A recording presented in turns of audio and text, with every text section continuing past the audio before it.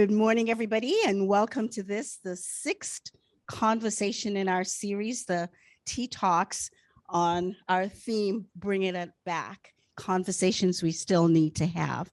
Before we open up and start our program, however, I'd like to invite Rabbi Stern Kaufman to say a few words as they're hosting us here today.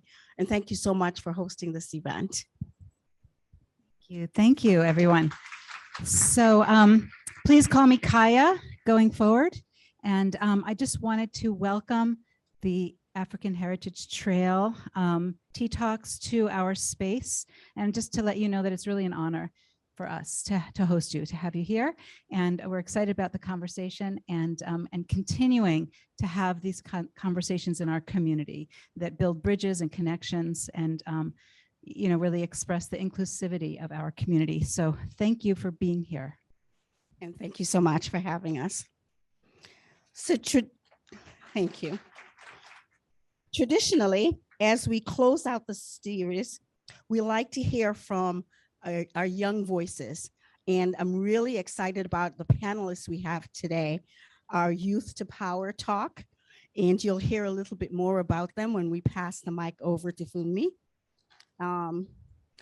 When I talk to adults today, most believe that our world is reeling down a scary path to an uncertain future for our children and our grandchildren. However, where I see light is in the fact that today's youth are more connected than any generations in history. Talk about our social media, right? We get news instantly. Perhaps that global perspective contributes to the deep sense of purpose our panelists will share with us today. That's only my thinking. And I'm sure they'll tell us the reason why they do what they do. The purpose gives me hope. Their purpose gives me hope for our future. And I hope that as they speak and as we all listen and as we all learn from them, that we'll leave here today feeling more connected and more inspired. These Tea Talks were designed for conversations such as this, for us to dialogue with each other, towards each other, with this sense of creating more connection. After our panelists present, we'll offer a 5-minute segment for people to dialogue with each other before we open up to the floor for Q&A. For those joining us virtually, at any moment throughout the program, please feel free to pop a question in the chat and we'll make every effort that we get to them. A quick thank you before we get started is to our sponsors, without whom this program would not be possible. They are Revision Energy, the Justice Seekers with St. John's United Methodist Church in Dover, Portsmouth Public Library, and of course, Temple Israel. This series is also brought to you by a grant from New Hampshire Humanities, who we also thank.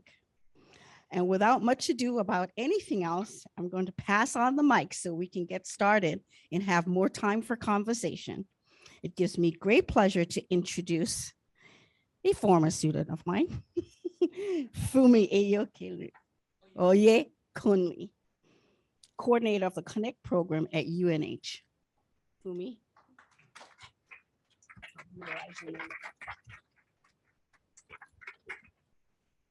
Thank you, Jerian.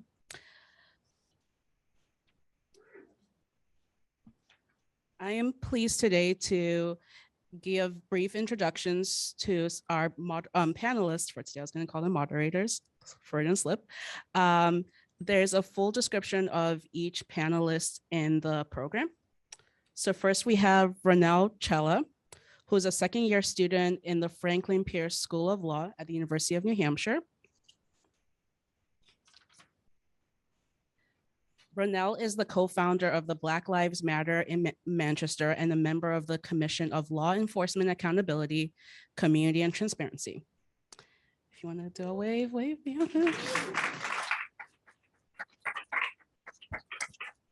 Next, we have Rekha Mahadevan, who is currently a tour guide within the Black Heritage Trail of New Hampshire. and also as of today, recently received the Princeton Prize for Race Relations for her work in the Black Heritage Trail. So let's give her a round of applause.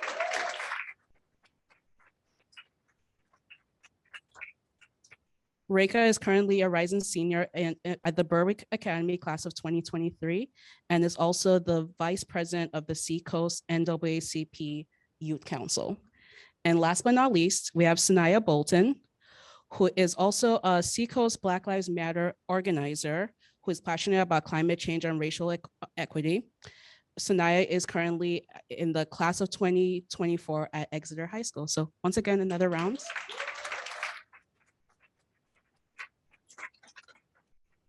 So I will pass the mic to Ronelle so she can begin her presentation.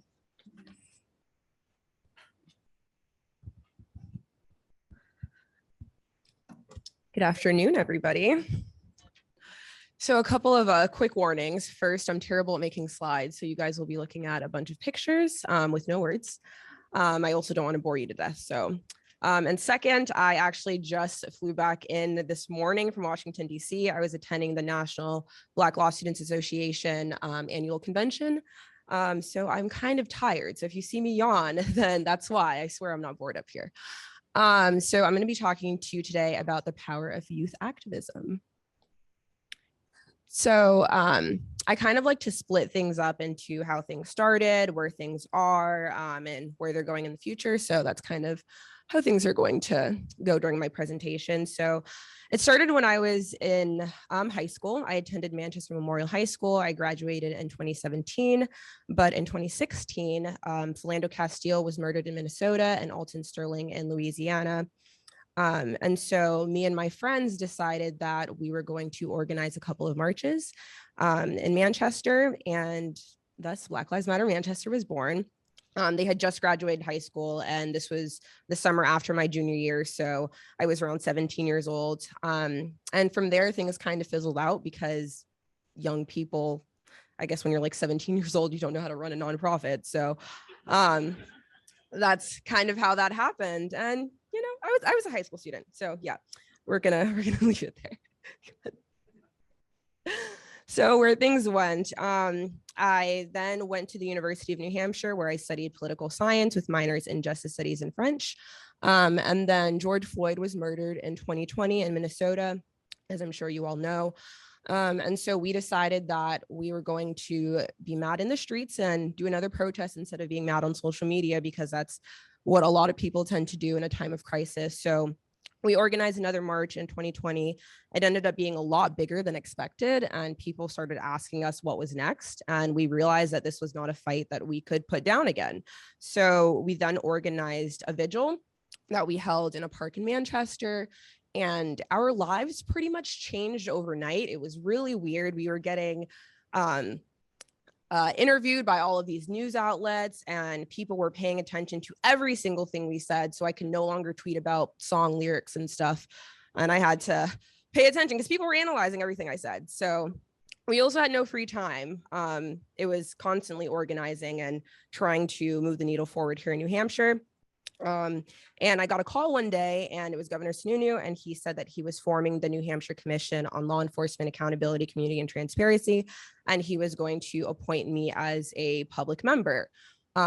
This was right before my 21st birthday. I'm 23 now, so I was like, what in the world? Like, are you sure? Maybe this is a fluke. But yeah, so got to serve on the commission. So you see on these slides, you have me at some of the protests. In the middle, that's me talking to Congresswoman Ayanna Pressley, who represents a district in Massachusetts. And then if you look in this corner, that is me on a Zoom call with Vice President Kamala Harris. Like, what? So yeah, that's kind of where things went after that. So where things are, oh, this is kind of long. So we currently have our mutual aid relief fund. We were able to get tons of donations from the community, and we wanted to give it back in a very meaningful way. And so we started our mutual aid relief fund and decided that we were going to help people essentially keep their lights on, help them pay rent and things like that. So we decided that we were going to cover up to $5,000 worth of utility bills, but it ended up being like 15 to 20. So that was really great. And we also started the BLM Manchester Scholarship for high school students. So we gave that to 3 students the year before last. And this year we will be giving it to 3 more students. So if you know any high school seniors in Manchester, please tell them to apply because not that many applications, unfortunately, this year.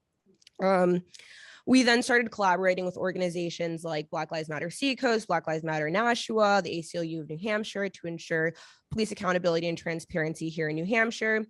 And we're trying to see some of the recommendations through that were made on the LEAC Commission. There was 48 of those. One in particular was data collection. So we want police to collect data on every stop, detainment, and arrest, because currently we don't do that. And we think that data would be very helpful. But unfortunately, there have been many, many roadblocks along the way, and they do not want to collect that data here in New Hampshire. So I've also since then received numerous honors. I've received the 2021 Progressive of the Year by the New Hampshire Young Democrats. I was named to New Hampshire Business Review's 2022 list of the top business leaders in the state for nonprofit work. I still don't understand that one. I was given the Winnie McLaughlin Scholarship by the New Hampshire Women's Bar Association, and most recently I was awarded the Black Excellence Fund by the New Hampshire Panthers. I list all of those things not to boast about my accomplishments, but just in case any young people are in the room, I want to let them know that people pay attention to what you're doing and your work matters, and it can feel very thankless sometimes, but people do pay attention, and sometimes you do get recognized for that. So lastly, where everything is headed. So we're hopefully going to come together with the other chapters in New Hampshire to do more meaningful racial justice work here in New Hampshire, because it just makes things a lot easier. Resources are limited, and there's a lot of work to be done. And we think we can come together and do that in a more meaningful way. So as you'll see, Clifton West and Tanisha Johnson, she didn't know she was going to be on my slide. So she's like, girl, what in the world? We want to keep doing mutual aid and hopefully expand our resources there. Myself, I'd like to organize more in the Black maternal health space. That's something that I'm really passionate about, because 2 women in my family became victim to the Black maternal health crisis in this country. If any of you don't know, Black women in this country are 3 to 4 times more likely to die during childbirth than white women, and face tons of pregnancy complications. So that's just one part of reproductive justice for me, but I'd like to organize more in that space. So I recently became a part of the board for Reproductive Freedom Fund New Hampshire, which I'm really excited about because they do amazing work here in New Hampshire. I just organized a panel at the law school for Black maternal health for Black History Month. I attended the Black Maternal Health Conference and Training Institute in Washington, D.C. That's a picture of me holding my little name tag right there. That was in September. And on Thursday, I actually got to go to Capitol Hill and lobby some members of Congress, go into their offices and talk to them about a lot of issues that impact Black people in this country, but also Black maternal health. So that was, I was honored to be able to do that. So some of the challenges that I've faced, or me and my fellow organizers have faced, there are so many organizations here in New Hampshire, so sometimes things get fragmented and communication isn't the best, which we're trying to fix with, organizing more with the other Black-led organizations here. And white supremacists are also in full force. In October, a white supremacist group actually emailed my school and said some very disgusting racist things, and I couldn't even walk in and out of the building by myself for a week. So they're very real. I'm sure a lot of you know they are present here in New Hampshire, unfortunately. And of course, we have things like police unions and local police departments that have blocked a lot of the initiatives that we have tried to put forth here in New Hampshire. So yeah, that's kind of where things started, where they went, where they are, and where I hope things are headed. So thank you.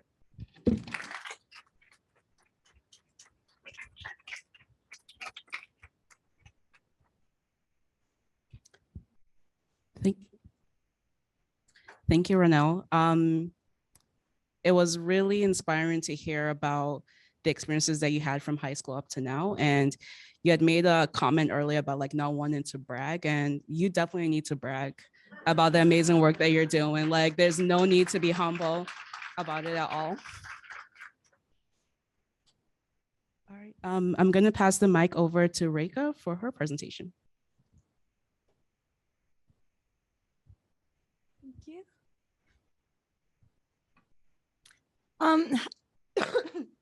Sorry. Good afternoon, everyone. My name is Reika Mahadevan. I am 18 years old and I'm from Madbury, New Hampshire, and I'm currently a senior in high school at Berwick Academy. I am Indian American and my preferred pronouns are she, her. And before I start, I'd like to say thank you so much to the Black Heritage Trail for inviting me to this panel today and for hosting these talks and shining a light on such important topics. To give a little more background on me, I'm a tour guide at the Black Heritage Trail and the vice president of the Seacoast NAACP Youth Council. I'm also the leader of sustainability and community service at my school. And finally, I'm the daughter of 2 immigrants from Southern India. So today I'm going to be talking about my journey as an activist over the past 4 years and how activism has really shaped the person I am today.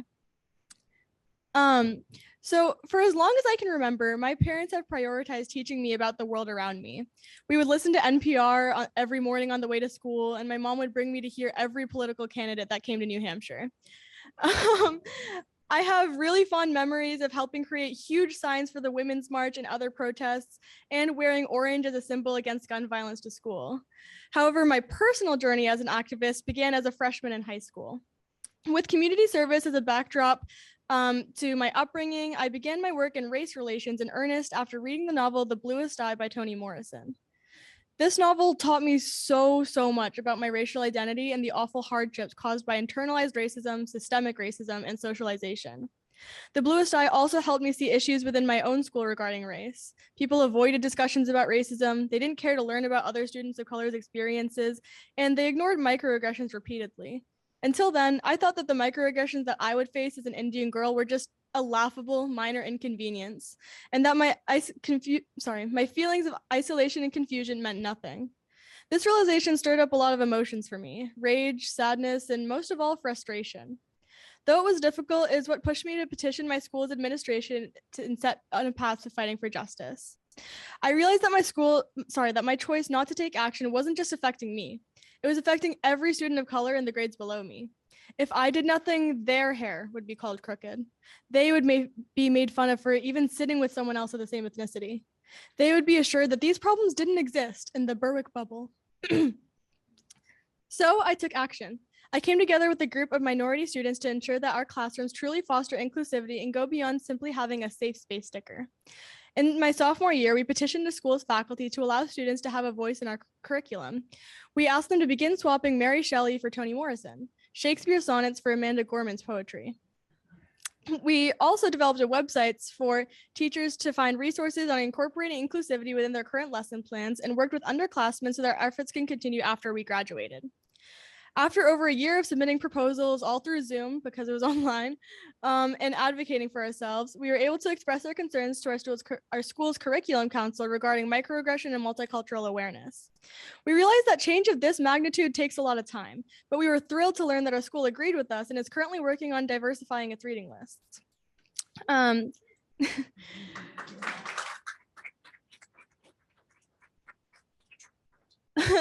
And we're currently working with a few of our teachers to plan a full day of activities regarding DEI work called Unity Day at the end of April. We're planning workshops on environmental justice, social justice, and activism surrounding LGBTQ+ rights, hoping to encourage discussion on these topics throughout our community and make students feel a lot more comfortable in the classroom.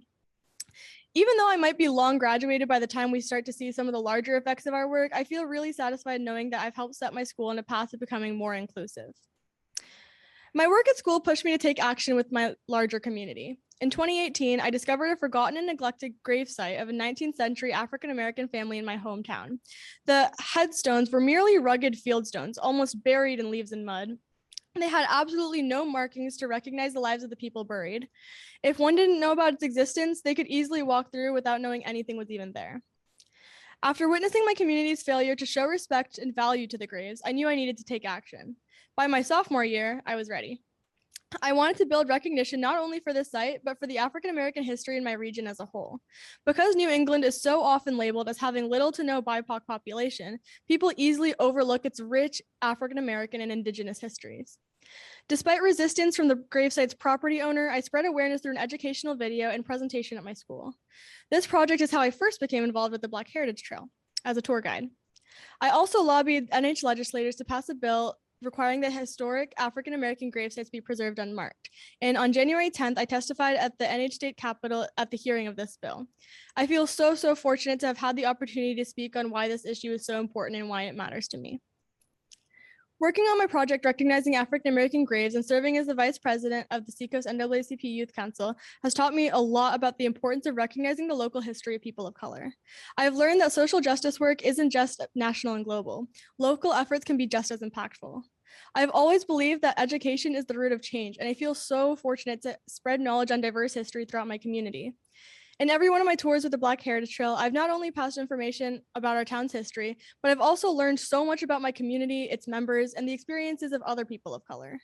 Each time I engage with people about these topics, I feel like I'm making a difference, one person at a time. Looking back on my journey as an activist, the meaning of the word has definitely evolved for me. There have been many defining moments I can think of, one of the first being the day that Donald Trump won the 2016 presidential election. I cried the morning I found out, and I wore all black to school in protest. However, I was also only in 6th grade, and I didn't really understand the gravity of the situation or what I was really doing. Because back then, activism simply meant following the footsteps of people who inspired me, like my parents and my teachers and other student activists who are a lot older than me at my school. But now I see myself as an activist far differently. I now understand that activism isn't just about marching in parades and organizing ambitious campaigns. It's about peacefully holding my beliefs when challenged or deemed unnecessary. I have lost some friendships over the years with people who didn't care about what I did or who felt that all of this was just a huge waste of time. Though experiences like these were really difficult, they've helped me learn that apathy itself is a form of privilege. Marginalized groups don't have the luxury of not caring. Little interactions every day and inviting dialogue are equally important as any protest. And I've learned that these moments are perhaps what truly shape a community. In college next year, I hope to major in physics, as I've always been a fan of anything science related. Just as I've done in my own school, I hope to bring conversation on DEI matters into the STEM classroom, where women and people of color are still a significant minority. I also hope to meet other Indian American students and learn about their experiences across the country and the world. 2 years ago, I participated as a panelist in another Black Heritage Trail Tea Talk on being a student of color in a predominantly white institution. Back then, I claimed that I never planned on joining an affinity group, as I was afraid of being judged or viewed only for my ethnicity. I now realize that wasn't me talking. It was the generations of internalized racism and colorism that I had yet to break down. I am so proud to be here now and recognize the insecurity I felt at the time. I can now confidently say that I can't wait to meet with other Indian students in college next year, possibly in an affinity group or another student culture group. I don't know where my journey as an activist will take me next, as I know that college will be a learning curve in practically every aspect of my life.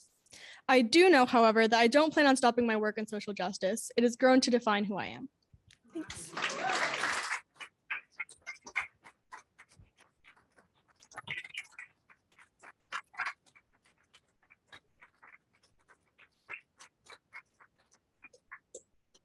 Thank you so much, Reika, for being here. I echo what I said with Renelle earlier, and I'm also biased because The Bluest Eye is one of my favorite books. I think I've read it 3 times, maybe one in Jerry Ann's class, I can't remember.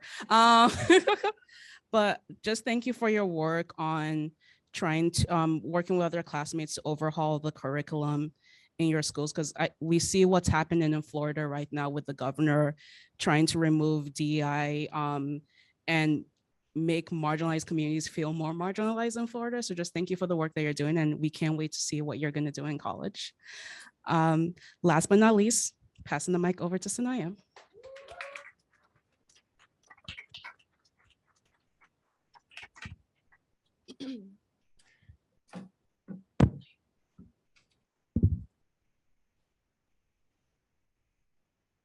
I'll just start talking while it's setting up. Okay, hi everybody.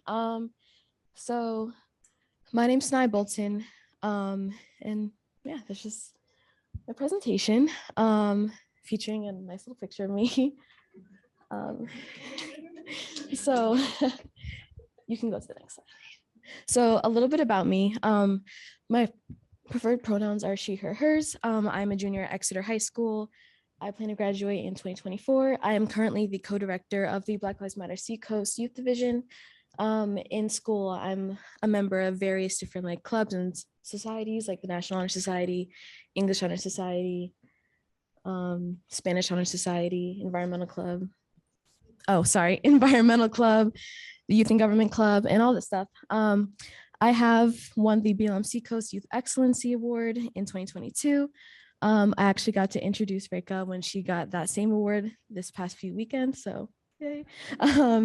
And I was a nominee of the Stay Work Play High School Rising Superstar Award, and yeah. Also some more pictures. So a little bit about just the organizations that I'm a part of. So BLM Seacoast specifically is a 501c3 nonprofit organization ran currently by local community members, and basically just has the purpose of dismantling anti-Blackness, fighting against racial injustices, ending police brutality, and just working within the communities of Stratford and Rockingham County, Essex County, Massachusetts, and York County of Maine.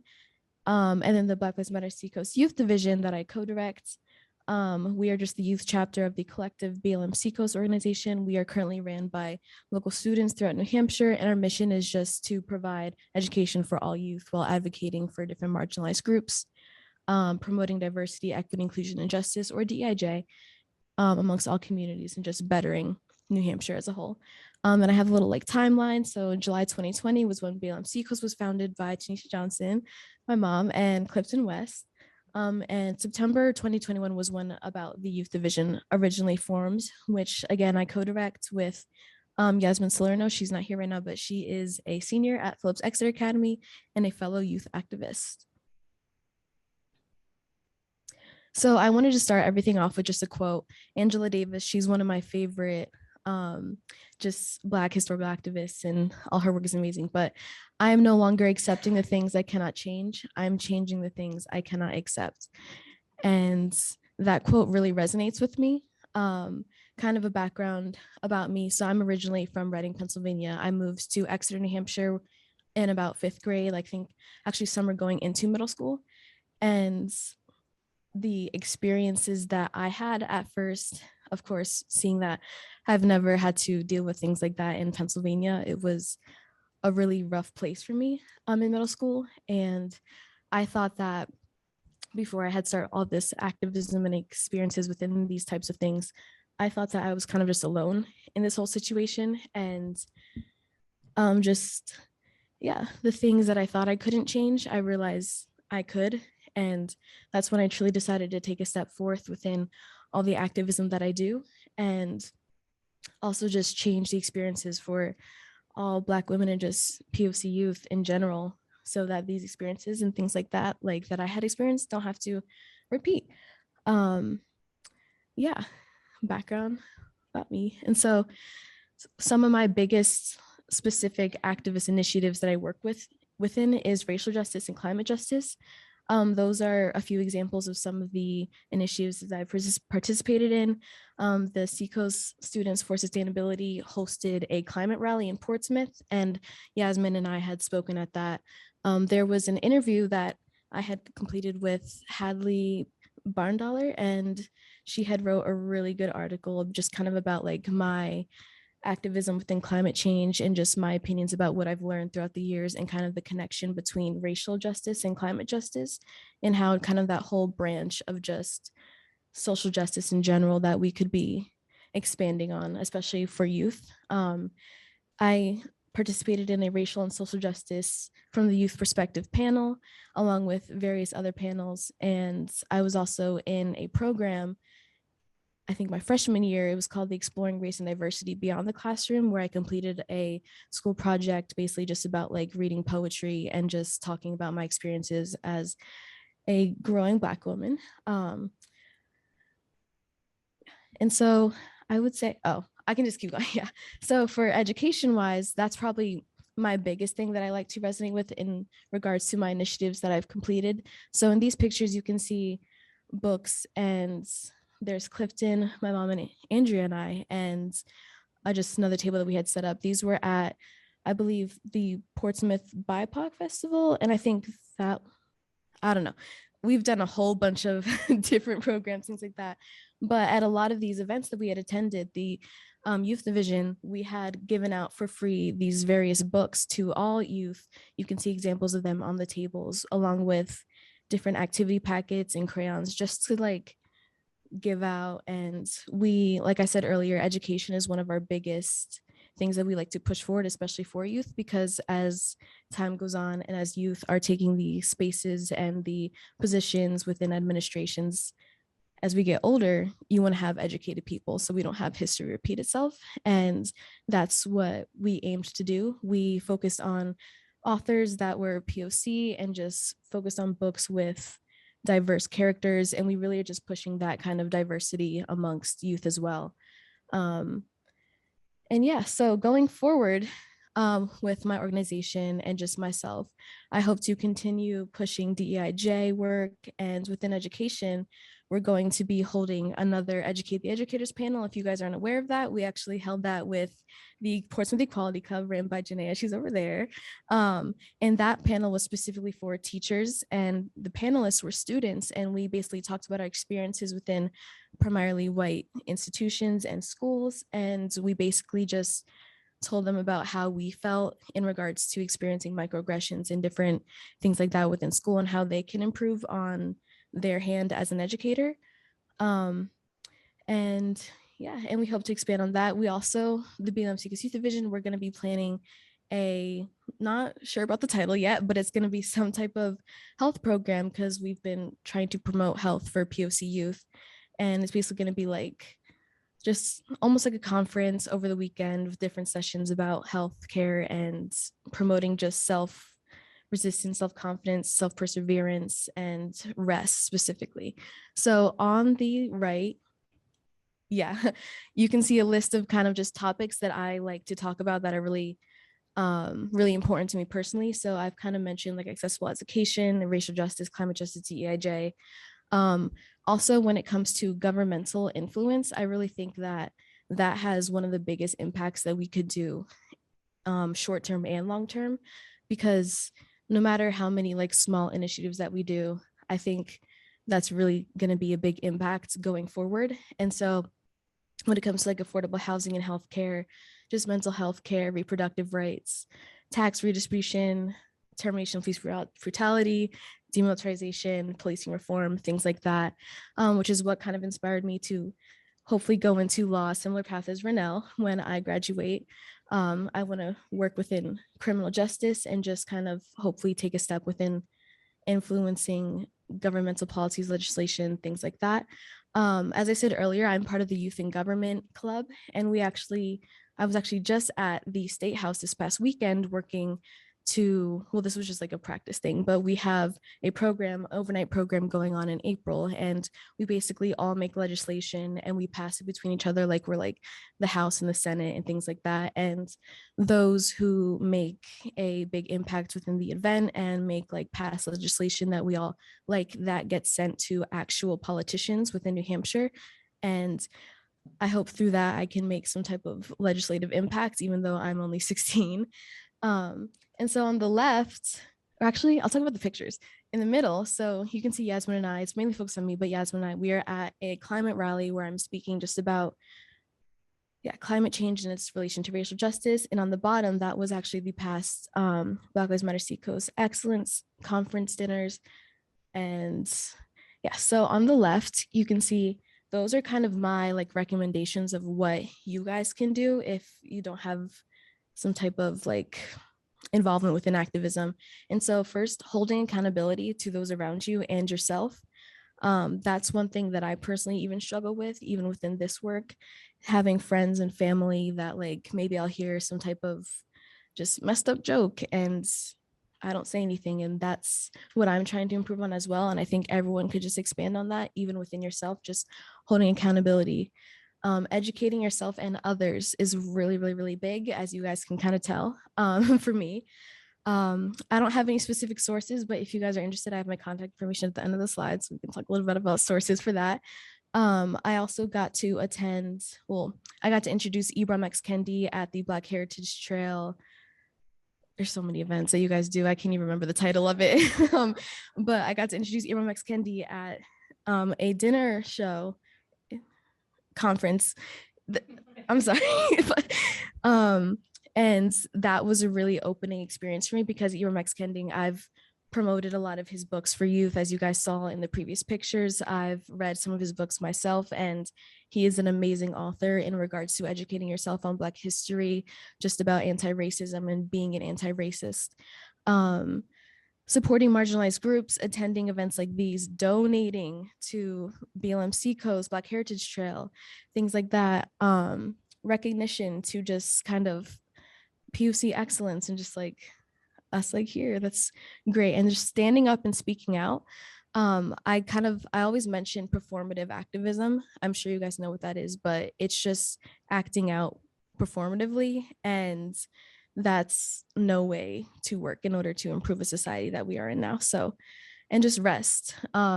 Yasmin and I at the BLM Seacoast conferences this past weekend, we got to present about rest is resistance in one of the morning sessions. And I think that's a topic that not a lot of people talk about, finding rest for yourself, even within the activism, because not only is it within itself a form of resistance, but it's also just self-care, keeping up with just who you are and confidence in, because if we burn out, how are we going to continue, you know? Yeah. Oh, so yeah, that's my contact information. Also, the bottom picture right here was the conference I just talked about. But yeah, if you guys are interested or know anyone from like middle school to high school that are interested in joining any organizations, the Youth Division is an amazing, very open organization for all. My also personal email, and then just media, BLM Seacoast website, my personal Instagram, and then just BLM Seacoast information in general.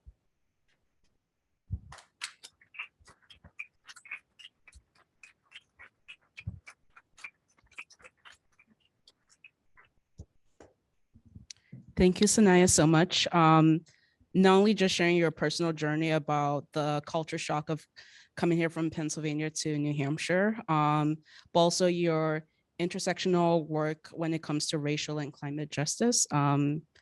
Looking forward to seeing what you're going to do next, and happy to support you along the way. So I would like now to invite Michelle Holtz-Shannon from New Hampshire Listens to briefly review our community guidelines before we begin our breakout discussion.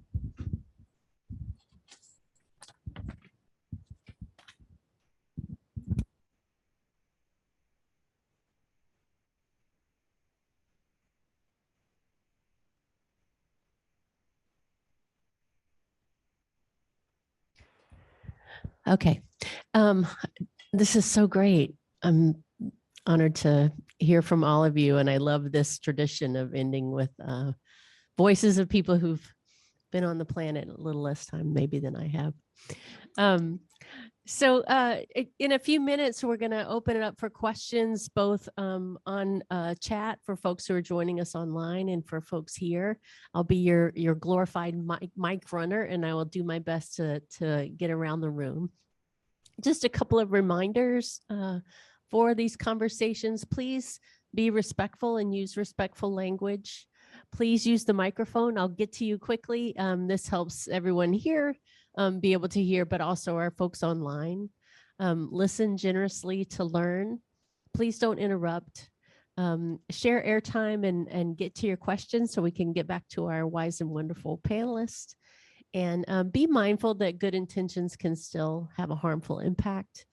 Honor confidentiality, meaning that if someone tells a story that you love and want to share, please ask their permission. Otherwise, stories stay and learning leaves. So thank you.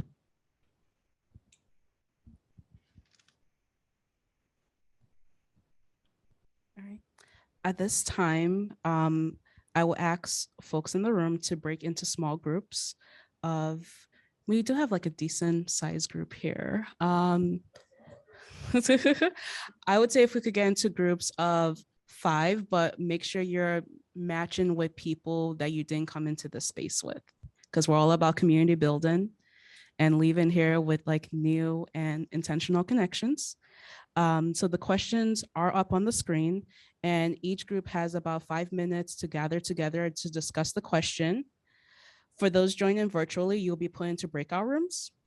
Please accept the invitation to the breakout rooms and come back to the main room after your talk. If you find you're alone in a breakout room, please return to the main room and we'll put you in a breakout room else. So let's now get into our groups and start answering the questions.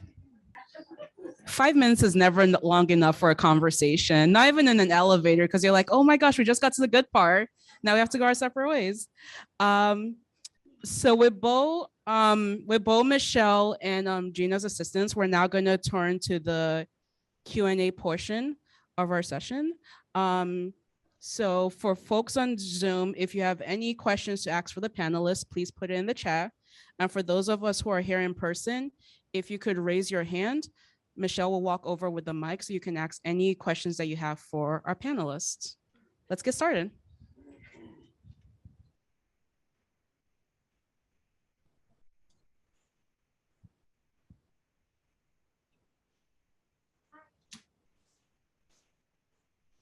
Okay, here I am. Sanaya, I have a couple questions for you.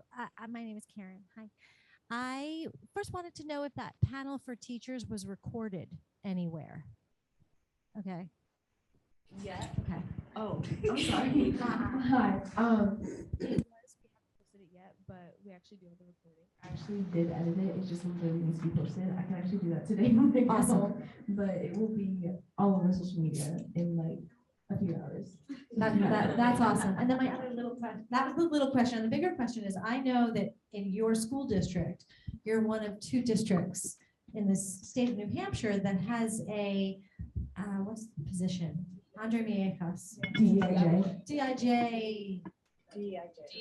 DEIJ. But what's then? Is he a, anyway, it's a wonderful thing. And what my question is, I was proud that these districts that have done that, I wanted to know from you is, are you seeing any evidence or any growth in response to the hiring of this position in Exeter? That's an amazing question. Thank you. Some background for you guys. So yeah, my school does have a DEIJ director. His name is Andreas Mieja. I actually am very close to him. He's actually part of the DOC board. And I actually just did a recording with him. Actually, I think I did 2 recordings with him, specifically about DEIJ and kind of its place within Exeter High School and how it's been impacting the school. I think you can go into like the EHS talks. I think there's like an actual channel about a YouTube channel about the discussions that we do, and that's on there. But or Blue Hawk Talk, something like that. Anyway. In regards to the incorporation of DIJ in my school, I think it's been really progressive in regards to just teacher awareness in general. Like just the smaller things like using pronouns, recognizing people's individual identities, being more inclusive in the classroom, and just mindful of kind of like where to draw the line when it comes to talking about certain issues. I think students have also kind of recognized just that placement of DEIJ and how kind of important it is to just include that diversity, equity, inclusion, and justice, which is what DEIJ stands for. There has been a DEIJ committee and a club as well within my school, and a lot of students have become involved in that, and I've worked with them as well in different talks and discussions. And I think just in general, it's been very progressive, very just it's very progressive for the school in general, and I hope that a lot of other districts can be able to incorporate that as well. Very beneficial.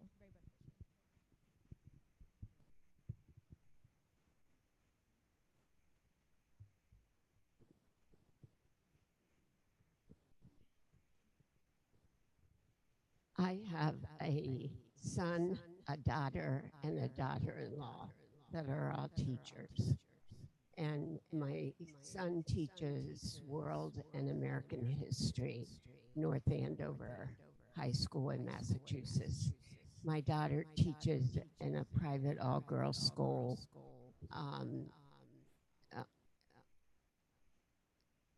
I forget the name of the town in Massachusetts, but anyway, and my daughter-in-law teaches art. And all I can say is I wish they were all here to hear you.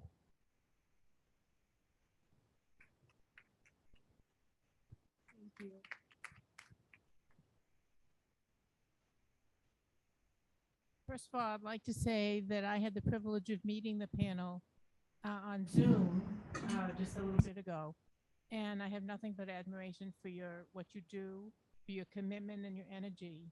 And we're all counting on you for leading us into change. So my question is, what has been your experience working with groups and individuals who are much older than you are? And how do you find a balance between your perspective and theirs?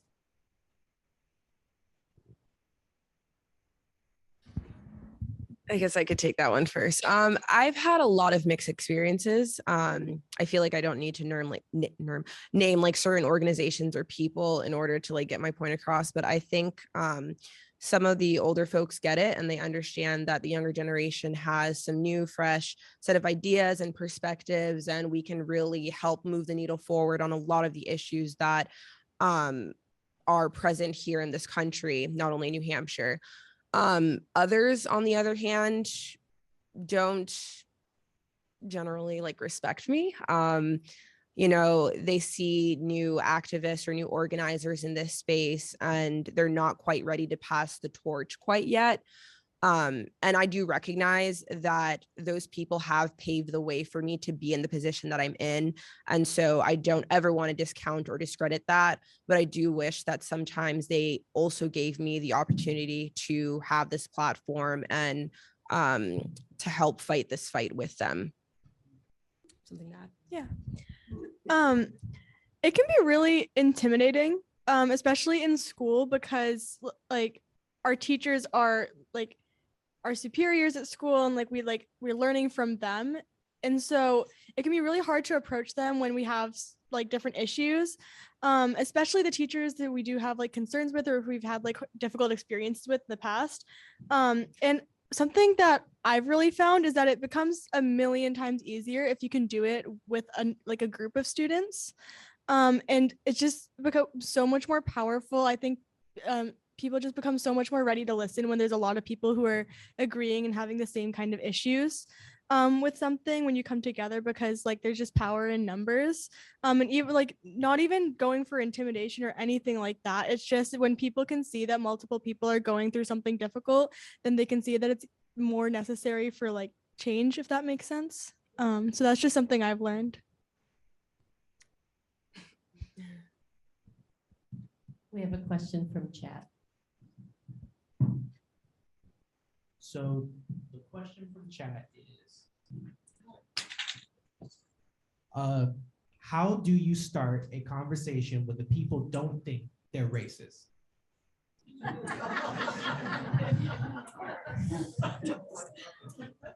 Okay. That's a really good question. See, I always like to start off with just trying to help them see how almost I can relate to their perspective. And I always make sure that they understand that I actually am listening to their perspective, even though they know that we both know that I do not that I do not agree with them. When I first started getting into activism, I was very just angry and frustrated. And I think that was fueling a lot of my power to do a lot of the work that I had. And when it came to approaching people who did not agree with me in a lot of topics, though I was somewhat progressive with what I was saying, I also wasn't, because I was kind of just pushing my opinions on them. And I was like, no, but you're racist though, but you're wrong though. You're literally like, you're borderline calling me the N-word right now, like you're wrong. But the thing was, they were not going to listen when I was so in their face with what I had to say. And though it's really, really, really difficult, you have to almost have patience, because I like to think of it as like I'm talking to like a literal child. Like I have to be very, and I don't mean to call people like children, but I always want to be like patient and make sure I'm using words that they can understand at that pace, and try not push like a lot of like bigger concepts and ideas on them that they might not yet even understand or agree with.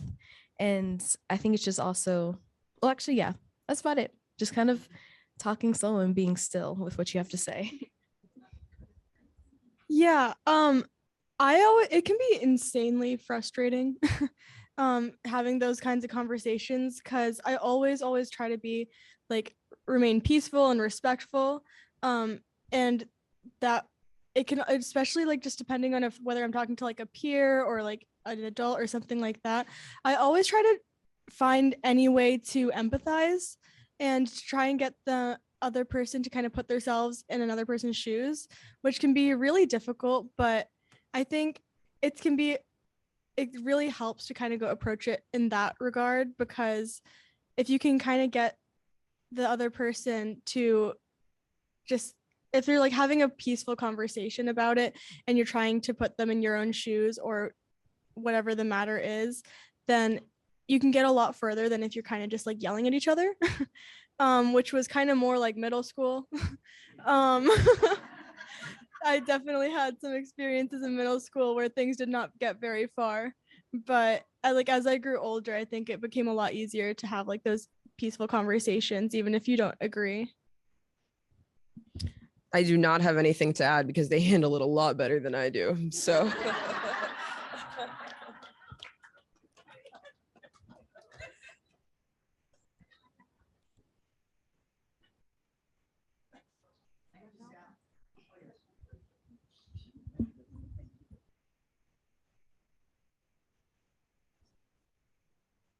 So I'm going to stay sitting down. Okay, I don't know what we do without you all up there. I'm going to tell you the truth. I don't know what we do without you. Thank you. Thank you. I was born and raised here in the 40s. I can't tell you how much as a young person I went through. Fortunately, I had activist parents who led me in the right direction, but we did not have a lot of young people coming together to do what you are doing. And you've got many more hurdles as far as what's going on in the country. You've got many more. We had a lot of hurdles too. And I do have a question, but I want to say this. Racism, the word racism is a fire starter. If you have conversations on race and the word racism comes up, it's never going anywhere. So racism is prejudice plus power. That's what equals racism. And some people don't have that power, so they are not racist, but they're being called racist. Okay, so you're dealing with people who have prejudices, the other word being biases. And if in talking to people, if two people can sit down and just compare biases, it becomes much more easy to understand what's going on with each of them. If I sit down with you and we talk about biases, then you can understand where I'm coming from, and you could say, oh, you know, I have some biases too about Black people or about Native people. Those things make conversations go much easier and they're more productive. And this is something, I'm past president of the NAACP here, and I didn't have all that. I didn't have all this in my head back then, but I got it now. So and I'd like to help you guys in any way I can, okay? I love what you're doing. Okay, so my question is, how is Black Lives Matter in general being dealt with here by other people? When I first came home to Portsmouth in June, somehow I fell into a conversation. I don't know who it was that was talking with the police chief from Elliott, Maine. Was that somebody up here? But okay, who was that? Okay, I enjoyed that so much, so much. And I just thought it was a great effort. But again, so now how do people feel about BLM generally? So this is another one of those things where I feel like I've gotten very mixed, I guess, response from the community. There are people that simply do not think that we have a problem here in New Hampshire. They don't understand it. They don't get it. Or you give them all the information, you show them how we do have a problem here in New Hampshire, and they are willing to remain ignorant. And so I guess that's how it is being perceived and received on that side. And then there are people who have come around as well. Since the summer of 2020, I've had several former classmates of mine from, I guess, middle or high school come to me and apologize for how they treated me back in high school and the things that they said to me and the conversations that they had, because they're like, I didn't see it before, but I get it now. Thank you for what you're doing. And I'm so sorry that that is how I treated you back then. So I think people see things in two ways, essentially. Like I said earlier, I've been harassed by many groups, including a group called New England White Network. I'm sure some people in this room have received emails from them. They are terrible. They will literally send you emails calling you the N-word at 3 a.m. I'm not sure why you make them that mad that early in the morning, but I love it. It's fan behavior. But so people there are very mixed views on BLM here in New Hampshire. Yeah. Thank you. When it comes to a high school perspective, I'm kind of in the same boat. There are a few of my friends, I would say a few of my friends and some other students who somewhat understand the concept of Black Lives Matter, and they are in support of it. They may not do too much to show that, but they get it. But I would say at least at Exeter, a lot of people do not, first of all, they don't even understand what Black Lives Matter means. And if they don't, normally they have a misconception of it and they don't support it. And normally they go towards the Blue Lives Matter and the opposite of all lives matter and all that type of stuff. This reminds me of in 6th grade, we were having a topic discussion just about kind of migration within, it was in my history class. We were talking about like Europeans coming to the Americas and all that type of stuff. And we got into a discussion, well, at least I brought up a negative of that was slavery and the kind of just the murders of Indigenous people. And we got into a whole discussion of, no, you're wrong. Slavery was good for America. I'm sorry, this was actually freshman year, not even 6th grade. And I think that, so when that came up, this was kind of like also when I started conceptualizing with like BLM and things like that. And so I was like, how are we going to talk about this? But you guys are preaching Black Lives Matter, but you're not even understanding it. And that's when a lot of controversy happened with like people. And that was just an interaction that I've had. And so I think there's a lot of just misconceptualization of like what Black Lives Matter means. I've had an interaction with a lot of people who see it as Black people above everyone else. Some friends' parents who have my friends have said that that's what their parents and their families believe. And unfortunately, a lot of families and parents push those ideologies on their kids too. And I think that's what really impacts students specifically. So a lot has been negative, but I think people are slowly coming to understand what that really means, and that it's just first of all, it doesn't even mean Black people above everyone else. It's equality. But I think people are trying to understand that there's more to it than just the top. Yeah. Yeah. I could also just add a little bit about like how people at my high school kind of perceive it all. And a lot of it is still just very performative, which can be very difficult. Because when we're trying to organize events at school and stuff, they're like, we'll reach out to people who have expressed interest in the past, but really it's just them posting on their Instagram stories, various infographics, and then doing absolutely nothing else. And so that can be really difficult because you don't really know who is going to be there for you to like who you can really talk to about these kinds of things, and who would be there to like interact with different events we're planning, or who would even just be a person to listen. But then also there are still a lot of people, at least at my school, who have Blue Lives Matter stickers on their cars when I'm driving into school in the morning, or All Lives Matter stickers on their cars and other similar symbols. And so I think that's just my school. That's all I know, I guess, for like my age group. But I think a lot more people are like starting to, like, the performative activism is definitely dying down, at least again at my school, which is really great to see. People becoming more authentic. But yeah. All right, I have a one from the chat. And there's a little chatter on the chat right now. And so just folks who look like me, white women, white people, will sometimes step in it when they haven't done enough reading and learning, right? And I'm wondering if you have some thoughts about as young people, as women of color, being called articulate, or other kinds of like microaggressions, and if you can speak about that a little bit.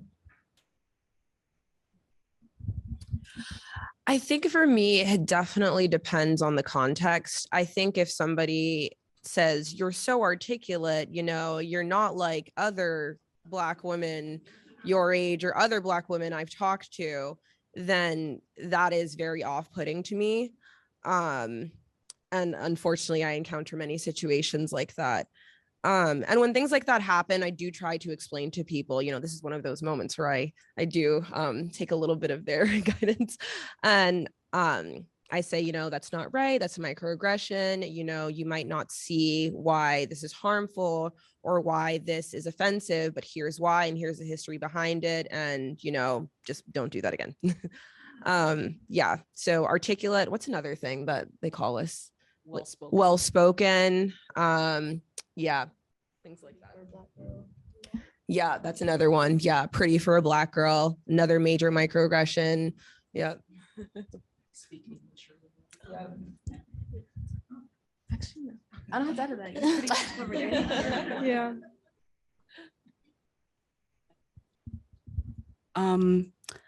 So I went to high school in Massachusetts. Actually graduated from University Park Campus School in Worcester. Worcester is very racially and culturally diverse, unlike New Hampshire. I usually got a lot of questions of like, why are you going to school in New Hampshire? Like, are you sure? Like, reconsider. But in our high school, and this was part of my formational learning and why I ended up as a English and Women's Studies double major with a minor in race, culture, and power in undergrad, is that while our school had a lot of first-gen low-income students of color in the school, our teachers were overwhelmingly white.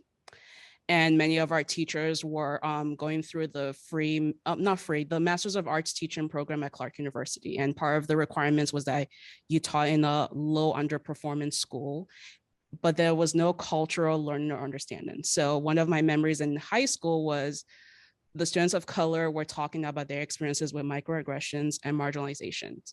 And our white teacher said, you don't understand what it's like to be white and people think that you're rich. I'm like, I would love for people, I would love for that. Like, I would love to not have the experience of being followed in a store or being told that because I have a foreign looking name that like, I'm not from the United States. And I'm like, well, if you're meeting a complete stranger, you shouldn't have to give them their entire history lesson. This isn't the Oprah Winfrey show.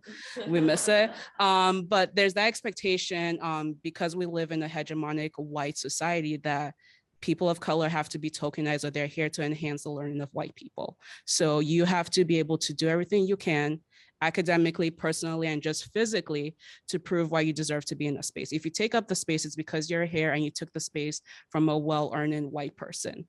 And when those conversations come up, there's so much ego that white women who like misspeak or do those microaggressions, they have to take that step back because then they start focusing on, well, I'm a good person. And now you're accusing me of being racist. Like, it doesn't matter if you're a good person. What matters is the harmful impact that you just did because you othered someone. And now you're putting the responsibility of said person who experienced the marginalization to now educate you, to now comfort you, to now soothe you, to now make you feel comfortable. And then you get to walk away from the conversation at the end. Meanwhile, that's another experience that we now have of like, do I even need to be here? Do I need to feel seen? Do I need to, like, how much more do I have to re-traumatize myself in order to make white people more at ease? And that's our experiences as people of color every single day.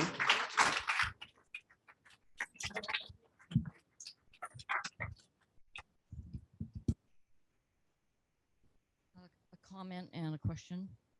The comment is a lot of this for me boils down to baseline respect. And it's really difficult to, a lot of this boils down to baseline respect. And it's very difficult to respect other people when you don't respect yourself.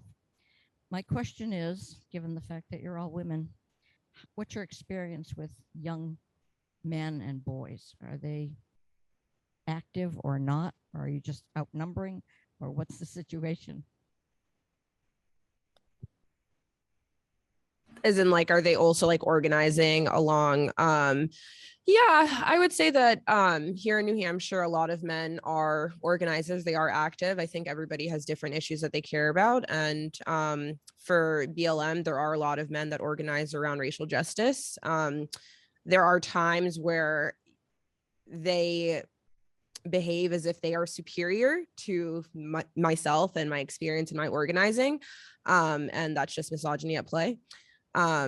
But I do think that they are active here in New Hampshire. I don't think it is just women, but I do think that since we are women, we do play a unique role in our community, and we do face unique challenges.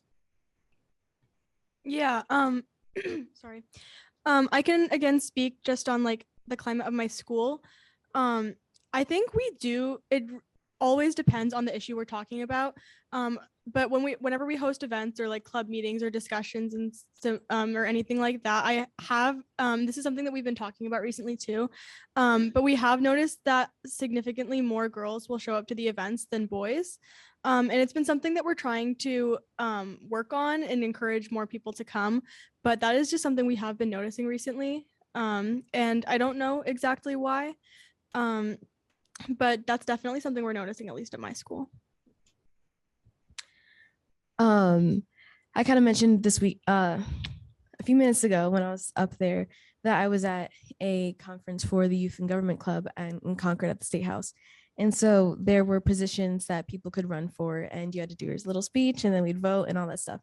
And so part of running for governor was that you got Q&A on spot and you had to just answer. And a lot of it was about social justice, like what can we do for climate justice, reproductive justice. And there was only one female candidate, the rest were male.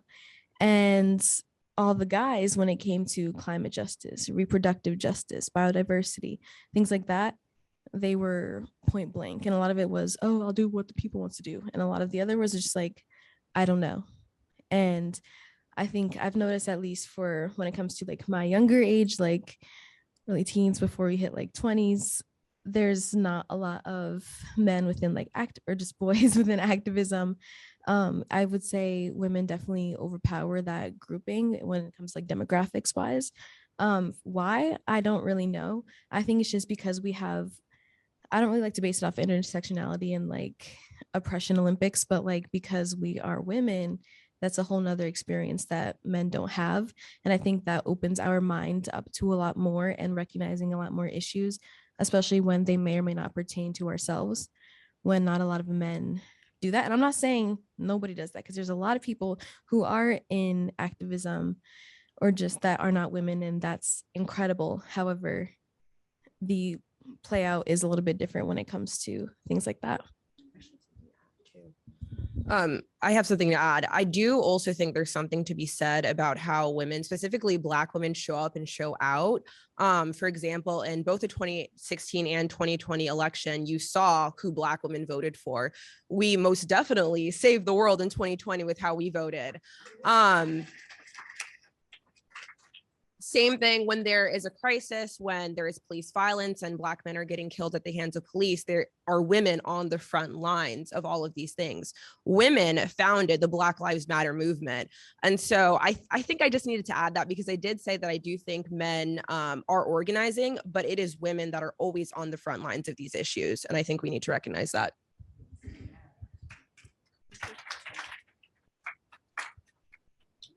So I have a quick question for the panelists. Very impressed by the list of social issues that you've all taken on. They're not tiny ones, they're humongous ones.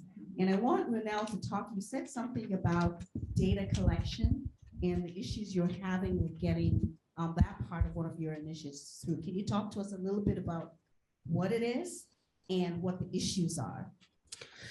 Yeah, so this work, or the work around trying to get data collection here in New Hampshire, precedes my time. But New Hampshire is just really terrible with collecting data on anything, really. And so right now we have very limited data on the race of people who are stopped, detained, and arrested here in New Hampshire. And so one of the recommendations that we made on the LEAC Commission was that we take that data at every stop, detainment, and arrest, because I think right now we only have arrest data, but that doesn't account for other things. And we know that if pretextual stops are occurring here in New Hampshire, it's important that we have the rest of that data as well. And so the police unions and the members of police departments that sat on the LEAC Commission, at the end, they agreed that this was a worthy recommendation, I guess, but they definitely resisted it being put on that final list. Data collection, that provision was rolled into several different bills here in New Hampshire, SB 96, for example, and it was gutted from that bill because police unions and departments will come and say, this isn't we need to collect data, but this isn't the right way. We should collect data, but no, not that way. And so they're really just hesitant with how we collect the data. They want it to be uniform. They're not suggesting anything better than what we have offered. One of the other recommendations was that we put the race on driver's license, and we would also have an opt-out option. And so I think that was one of their concerns as well, that, well, you can't really ask that question if it's not on their driver's license anyways. So I guess that's where data collection kind of is right now. It's really frustrating to me because every single time it feels like we're finally going to get that here in New Hampshire, there is some police unit or some police department are right around the corner halting that initiative. So that's kind of where things stand. So there's another question from the chat. It feels that there's so much pressure on this young generation to fix and take on so many issues that shouldn't be placed on their shoulders. How do you feel about all the pressure that's put on you? Someone else can start. Sure. I've definitely felt frustrated by it in the past, especially when, I don't know, certain teachers will just go on and on and on about how the future is on our shoulders and how the future is up to us when we're in a classroom, and you could be doing that right now. But that can definitely be really frustrating. But also, I think this work has just been so important to me. And like as I was talking about before, and I don't mind doing the work that I'm doing, and I love doing it. It means so much to me, but I definitely don't think it should be the responsibility of young people of color who don't want to be doing this, like who want to just be like living their lives. I think that's like, there's nothing wrong with that either. But yeah, I've kind of gone back and forth over the past couple of years. Yeah, I would have to say I agree. It very frustrates me that the fact that we're even right here kind of talking about this is kind of mad, because we could all be doing something much better. Not to say that this is not important, but let's say this was not here, or these issues were not present. But also, I feel like it's kind of our job now to do this, because if we don't do something, then one, we would just be repeating history and leaving it to the next people to handle that.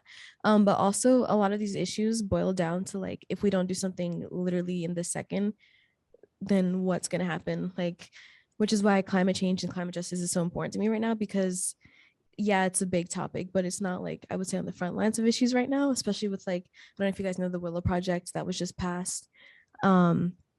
Yeah, things like that. And just the world itself is deteriorating, and we could talk all day about like biases people have and prejudices and like, oh, what can we do to make everyone feel comfortable in the world? But like, why would we do that when our world's not going to be present in how many years because of the actions we're doing right now?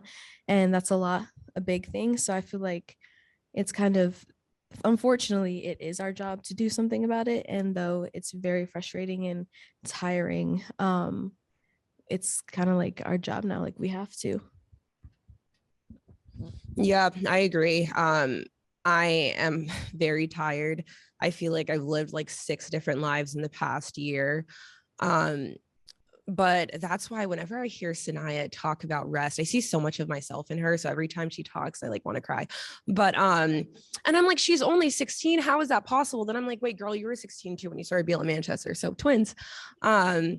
So whenever I hear her talk about rest, I love it, because I wish somebody was telling me when I was 16 or 17 or even 21 that rest is important, and you need to take care of yourself and your mental health and your physical and mental well-being, and you need to listen to your body and your mind, because this work is so taxing. And so I'm glad that you're prioritizing rest, because that's very important, and I needed that reminder today and always, honestly.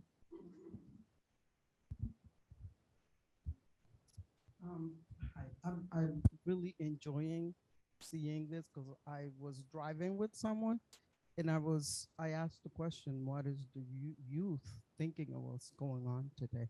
I Google a search as the difference between the older generation and the youth as activists.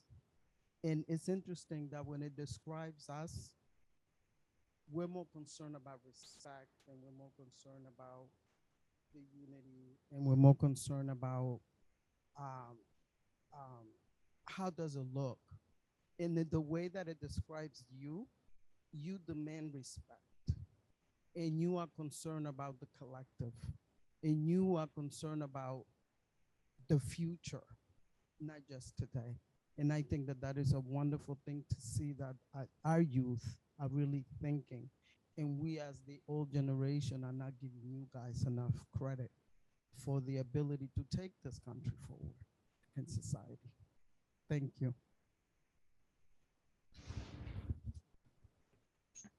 We have room for one more question.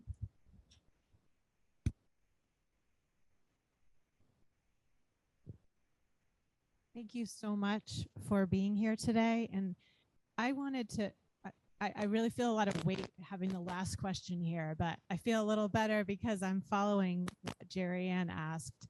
So my question is really for Ronell, but I, of course, would be happy to hear anything about from the rest of you.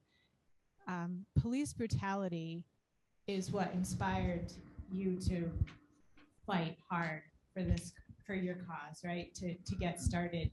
And I feel like we're still, as Jerry Ann's question brought to light, we're getting stalled in even having that conversation in New Hampshire. And so I would just love to hear from you what we can do, members of this audience here today. Should we be writing letters to our legislators? Is that what you think we can do to amplify your voice? Or are there other ways that you'd like us to help? I think Sanaya mentioned a lot of great ways earlier. You know, yes, writing letters, that's very important. You want to show up to testify if you can. Donating to community-based organizations like BLM Seacoast, BLM Manchester, or any other community-based organization, because frankly, pick any issue that you care about and there's somebody organizing about it here in New Hampshire, because there's so many of us. You know, and I think one of the biggest reasons why we have stalled is because people still don't understand the fact that racism operates as a system. And I think that's what needs to happen. Our system itself needs a massive overhaul. I don't know how, I don't imagine to know the answer to that. However, I do know that yes, things matter on an individual level, but I think we need to help each other understand that racism does operate systemically. It operates as a system, and that's one of the biggest things.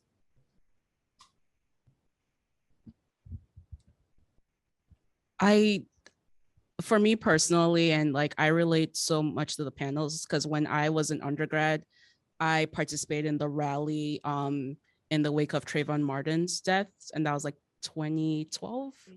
Yeah, so like a whole other life, and it was the same thing. And I remember in my speech I talked about how we needed to show up as a community, because it's on all of us, and it's not just on BIPOC or people of color to just move the conversation forward. Like white active allies need to step up and like actually put their action behind their words, not just being like, oh, we remember Black people because it's Black History Month, and then the rest of the year like, oh, there's no racism. Or because we talk about how in like history class, when we had conversations about communities of color, like how limited those conversations were. It was always like footnotes. We did this stuff. There was a rally. It's like, well, what does it feel like to be in a country where you have to fight and protest and deal with police brutality, deal with people invalidating your right to exist, just for basic human rights. And that belief that those with privilege believe that because some people have privileges, that now means that they are disservice because they don't want to experience what it feels like to be marginalized in this country. So having to do that work, and there are always avenues, like Ronell mentioned, you could provide funding, but as a white person, given funding to national orgs does not absolve you of any racism, because racism is systemic. You can donate money every single year, get that nice refund on your taxes, but you still have to continue showing up and continue doing the work. You have the privilege of being able to walk away at the end of the day. You could be like, well, I did my work in 2020, like, why are they still out here protesting and complaining? It's like, well, racism isn't going to take a break. Like, racism doesn't take a vacation. Like, we saw that racism didn't take a break during COVID, and it still exists here, has other isms. So having to do that work, having to take your ego out of the work where you feel that because you're an ally that somehow you can be held accountable. Social justice work is a continuum.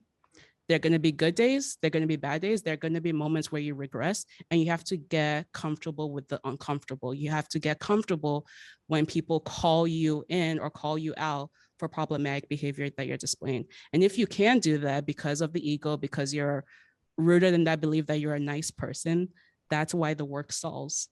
And then people of color then have to deal with racial battle fatigue of like, I've had this conversation 11 times, it's not going anywhere. Or someone is dismissing my beliefs because they feel that, well, you're angry and you're not approaching me in a kind way. Anger is a valid emotion.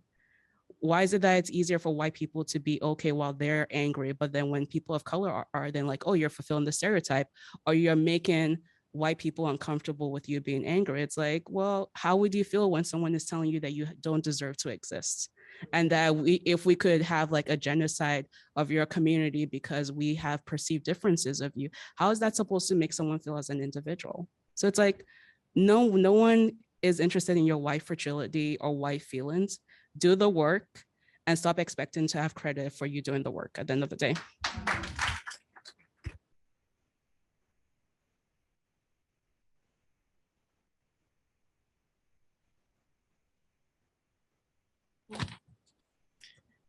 At this time, not because I was going to be the last person to talk, we're going to move forward to our closing remarks. And at this time, I would like to welcome Jerry Ann Bogus back to the stage, as well as Tanisha Johnson from BLM Seacoast.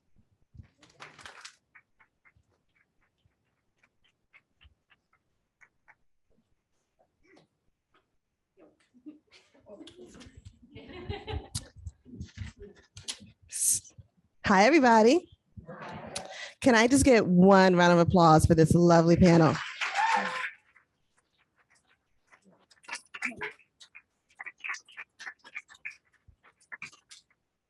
This panel was particularly powerful. This title of Youth to Power is exactly what we heard today. A couple of thoughts to leave with is really how a thought moves to action to impactful change in the community. And these women up here are the example of what you think comes to power. The work that still needs to be done here in New Hampshire, hate is still here and it is still strong, and we still have a lot of work to do. The other thought is the weight we bear as women for the name of change and action. The hard work that these women are doing, our teens and young women of color, what they are doing to make space and see themselves around them. It is so important that we see that we acknowledge it and that we honor it. This generation is not accepting what this world is putting in front of them. They are the change.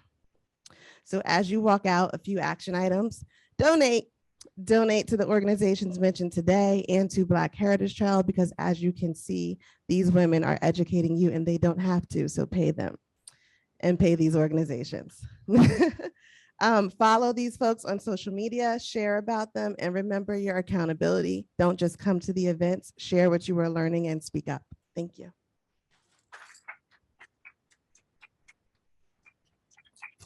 Well, thank you all again, and thank you all for coming. Some of you have been with us for all 60 talks. Some of you have been online with us for all the time as well. We can't do this work without community. None of this work can be done in isolation. We talked a little bit about mentors, and I do have to honor one of my mentors who are here today, a teacher an activist, a social worker. Please honor my mentor, Mabel Barnett.